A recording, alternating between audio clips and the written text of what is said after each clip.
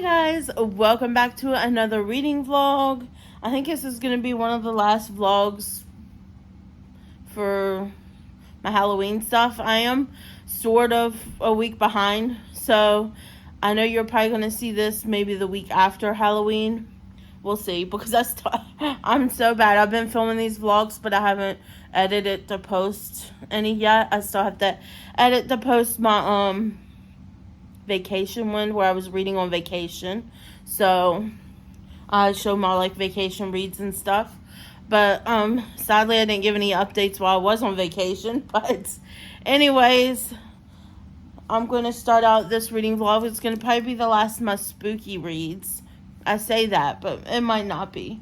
I think I have a few more spooky reads over there that I might be able to read past Halloween, but these are going to be my really spooky ones. So I'm starting out this week with The Woods Are Always Watching. This is from the author of There's Someone Inside Your House. I really enjoyed that book, and I really enjoyed the writing. So I thought I would pick up another one of her spooky books. This one. I think this one came before The House. She wrote this one before There's Someone Inside Your House. But this one just sounds... I mean, who hasn't? Who hasn't been in the middle of the woods and felt like something, or, the middle of the woods, they're really creepy, especially at nighttime. You be hearing noises. Here, I'm going to read the synopsis to you. It says, bears aren't the only predators in these woods. It says, best friends Nina and Josie spend high school as outsiders, but at least they had each other. Now with college and a 2,000-mile separation looming on the horizon, they have one last chance to be together. A 3-day hike deep into the woods of Cy National Forest. Simmering tensions lead to a detour off the trail and straight into a walking nightmare, and then into something far worse, something that will test them in horrifying ways. It says Stephanie Perkins, the best-selling author of There's Someone Inside Your House, returns with a heart-stopping, gut-wrenching novel about friendship, survival, and navigating unmarked paths, even as evil watches from the shadows. So I guess this is the second spooky book she's wrote. Not the first. But so far, I'm really enjoying it. I've only read the first chapter, but I'm going to keep on reading. They're at the point where they've made it to the woods and they're getting ready to go into the woods. So that was literally the first chapter of them. So I have a feeling this one's going to pick up pretty fast because it's a pretty small book. So this is probably only going to take me maybe a day to read. But this is smaller than the other book I read from her. But yeah, I'm going to go ahead and get to reading, and then I'll give you any updates, or I'll just come back at the end of it and let you know what I thought of the book. So I'll see you guys next time. Hi guys, so it's the next day, and I've officially finished The Woods Are Always Watching. I'm going to give it probably 2 stars. It's not as good as her first book, spooky thriller book. Someone is in your house. There's Someone in Your House, I think it's called. It was not as good as that. This kind of reminded me of Wrong Turn, if you've ever seen that movie. Yeah. First of all, it took forever for it to get started. It must have been more than 50% of the book before I got to any of the action that was happening. And it's a YA book, so I expected it to be YA, but it was really them arguing about dumb things. And they were acting like they didn't know some things that were kind of common sense and you should have known.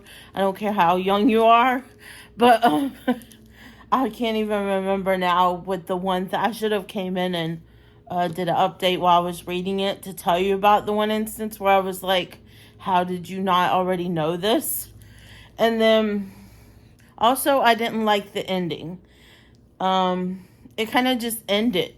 You didn't know what happened. I felt like it could have used an epilogue to really tie up the end to what happened.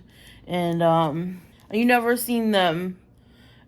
I don't want to spoil it, but you never see them making it back to their family or anything at the end, which I would have loved to see them have an epilogue where they made it back to their family and all of this. And it kind of ended abruptly, and it just wasn't my favorite. So, yep, there's that.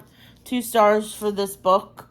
It wouldn't deter me away from reading her stuff because I do like her writing style and her writing, but I just wish it was more, especially for such a small book, I wish it was faster paced than it was, and stuff would have started happening a little bit sooner. There is like creepy things that happen sooner, like they talk about your intuition and having a feeling that something is off, something is wrong. They talk about that while they're hiking, but like nothing truly scary happens until later on. And it's not the scary that you think it's going to be. Where it says the woods are always watching, it made me think that it would be like something, I guess, supernatural in the woods. So, I don't know. But yeah, I guess this made me think it would be more like Cabin in the Woods or Evil Dead, that type of thing. But it was more like The Wrong Turn if we're comparing it to movies. So, if you've seen The Wrong Turn, then you know what I'm talking about. So, yep, there's that. I'm moving on. Ugh. So I'm moving on to my next spooky read. Like I said, that this was going to probably be my last week of truly spooky reads. And I hope this one is better than the last book. And the only reason I read this entire thing is because it was so small. If it was a bigger book, I might have DNF'd it. And the writing kept me engaged. So, but still. The next book I'm going to read is called Whisper Down the Lane by Clay McLeod Chapman. So I'll read I was looking at the back, there's a little synopsis on the back here. I'll read that, and then I guess I'll read the inside cover to you, just so you can get a glimpse of what it's about. So it says, the satanic panic era began with a little white lie. All Scene had to do was tell Mom exactly what she needed to hear. A game, he thought. That's all this is, just a game. And the name of this game was to say the right thing. Figure out the secret message that protected Mom.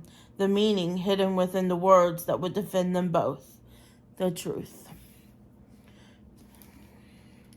So this seems like more of a paranormal type of book.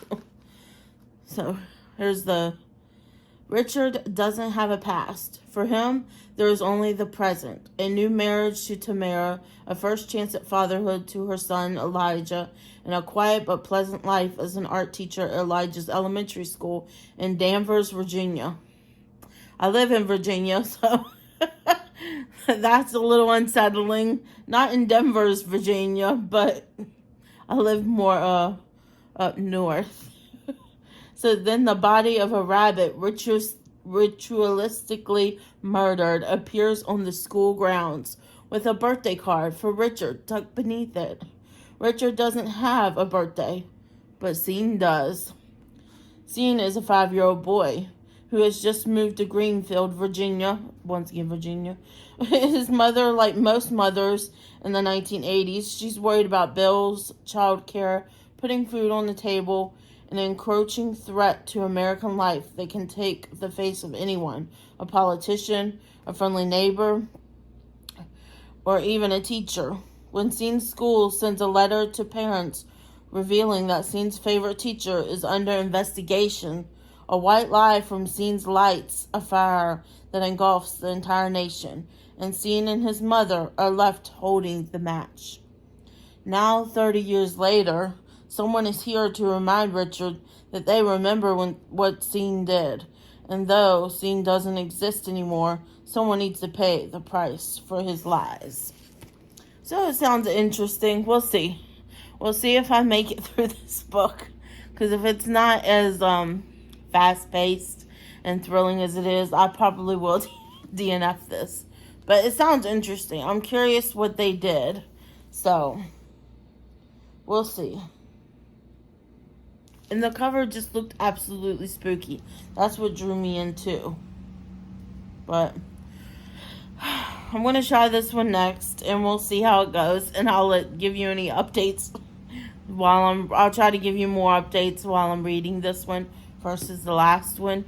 After this one, I might need something lighter so I might not be finishing with a spooky book. We'll see. I do have another spooky book that's over. It's sort of spooky. It's like a thriller, a romantic thriller book. That might be what I end up reading next. But we'll see. Anyways, I'm going to go ahead and start reading this book, and I'll give you any updates as I see fit. Hi guys, so I'm back, and it's the very next day after the last time I was with you guys, and I just finished this morning Whisper Down the... Boy, was this book, something about it just kept me going, kept me reading. When I put it down, I was picking it up. Even though I don't feel like this is a 5-star read for me, I feel like it's like maybe a 3.5, 4-star read for me. It was really good.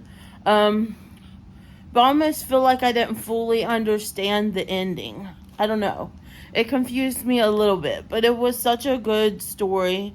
The writing was so fast-paced. So, clearly, because I started this book yesterday, and I only had a very little bit to finish this morning. So, clearly, it kept me wanting to read, wanting to find out what's going on here, because you can't decipher the lies from the truth. It's one of those psychological thrillers where you're like, is this person lying? Are they really seeing these things? Is this really happening? You're questioning yourself. You're questioning the characters. But it does have like a then and now timeline. It follows this person's scene. He basically tells a lion has passed about his art teacher. And because I feel like even though I read the synopsis, I mean, it doesn't really give a good idea of what happened. So, it follows this character scene in the past. I think it was 1983. His mom discovers bruises on him. And she acts really frantic and scared. And he thinks, in his mind, he's only 5. There's been a kid that's been bullying him at school. And I guess he doesn't want to tell his mom, because he doesn't want his mom to call the school or to make a big deal out of it, because it'll just make it worse. So he's thinking of, what can I tell her, what's going to make her happy when he sees how she responds to the bruises that he's found on her. So he ends up making up this story about his art teacher, saying that he's doing it, that there's other teachers involved, and it's like some satanic ritual or whatever. And so we're seeing him in the past, and then we're seeing a present in 2015, I think it is. I can't remember. 2013 maybe. Oh, it's from 1982 in the past. In 2013 in the present, a Richard from 2013 in the present. So there's just so many things going on that makes you question the story and what's real and what isn't. And even the ending, I question on whether what's real and what isn't, because it ends with a letter, which makes you wonder if the ending is real, or is it just his imagination, or is the letter real? It kind of reminds me of Verity in that point, where it ended with that letter, and you were questioning whether the letter is real, or whether what they told you in the book was real. It kind of reminds me of Verity in that point. But this is a very different story than from Verity, because this has to do with like satanic rituals and stuff like that, even though it's made up.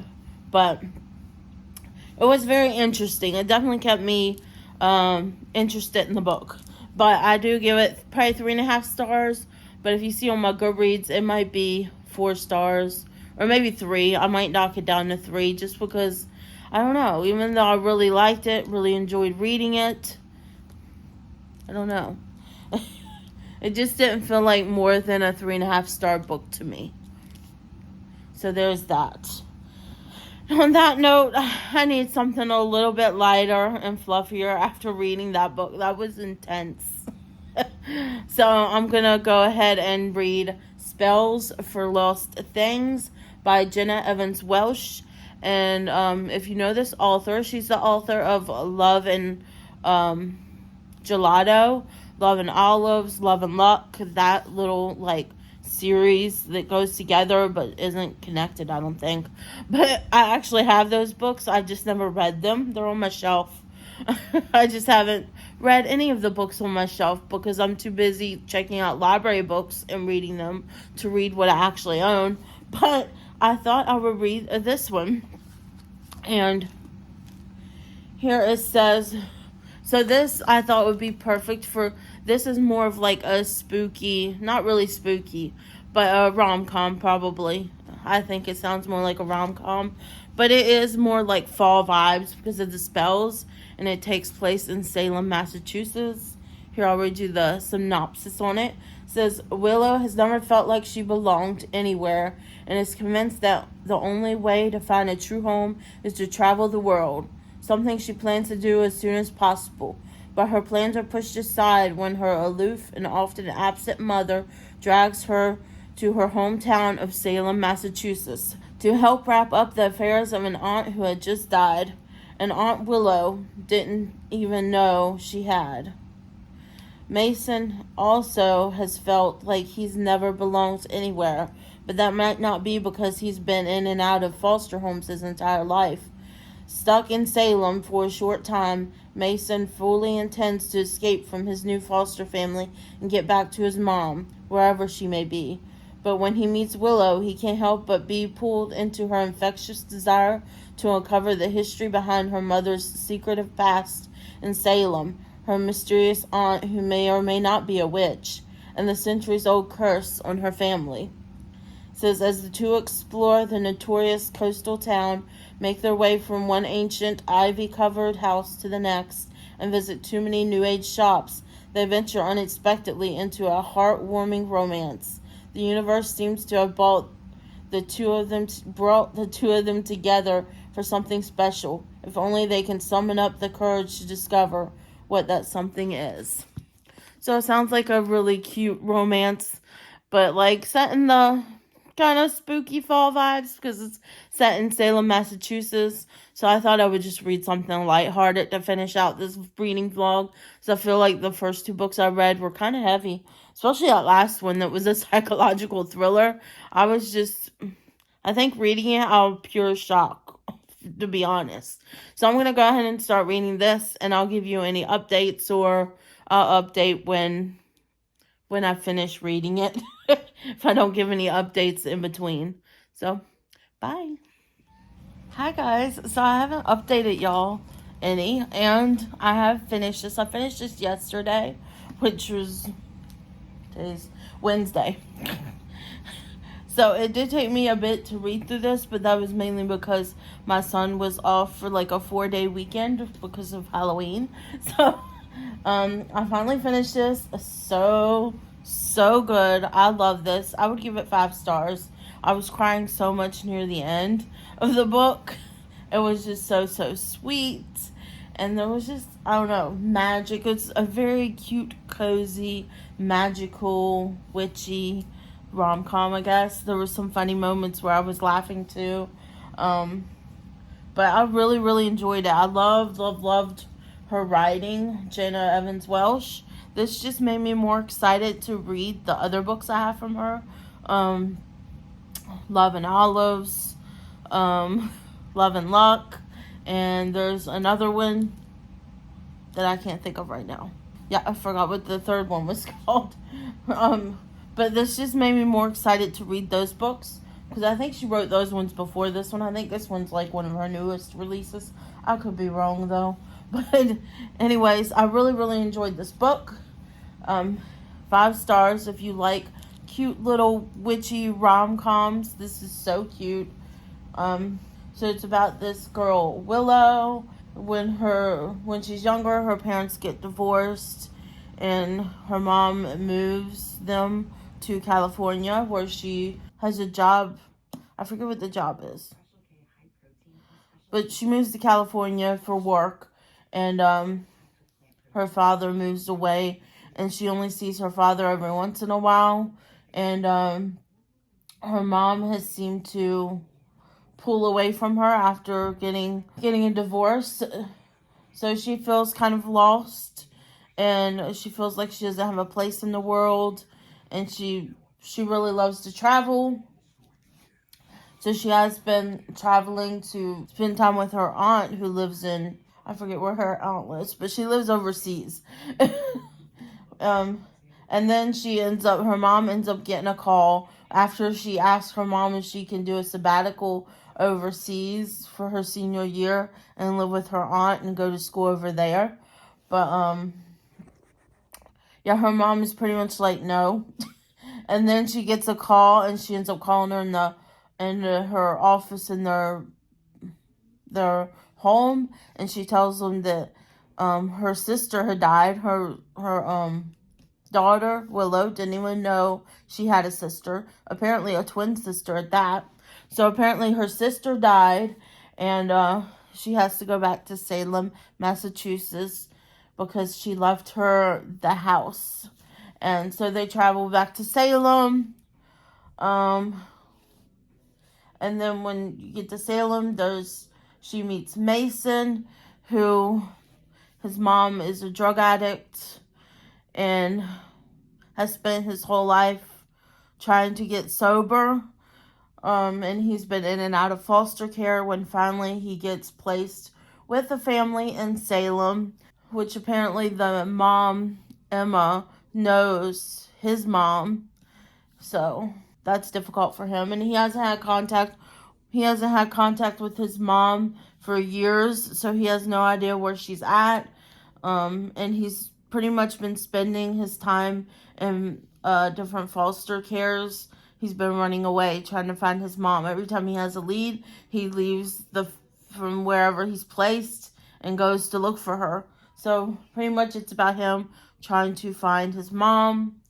And for Willow, it's her trying to find her place in the world, which she talks about in the book as as soon as she steps into that house that her mom's supposed to be selling, the family house, she says she feels like she's home and that Salem is her home, especially the house, and she doesn't want her mom to sell it. But her mom had a very difficult past, which has led her to flee from Salem. It wasn't just the divorce, it was also other things that happened in Salem that she didn't want to bring up bad memories. So it's just a very good book. I really, really liked it. I enjoyed it. I really loved the ending, even though the ending was so sad.